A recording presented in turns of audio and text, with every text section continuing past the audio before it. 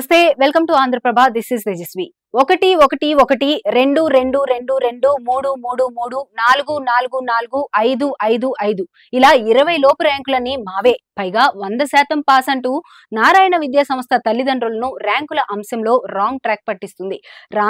లేని ర్యాంకులను ఎర్రగా చూపిస్తూ కాసుల కోసం విద్యార్థులు ఆశలపై కోట్ల రూపాయలను ఆర్జిస్తుంది.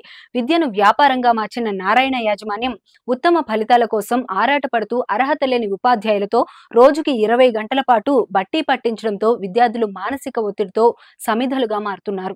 ఐఐటి ర్యాంకుల్లో మేమే నంబర్ 1 అంటూ తప్పుడు ప్రచారం చేస్తున్న నారాయణ యాజమాన్యం వచ్చిన ఫలితాలు మాత్రం ఒకరిద్దరికే ఉంటున్నాయి. ఫెయిల్ పర్సెంటేజ్ ని దాచిపెడుతున్న నారాయణ విద్యా సంస్థలు 100% పాస్ అంటూ బిల్డప్ మాత్రం భారీగానే ఇస్తున్నాయి.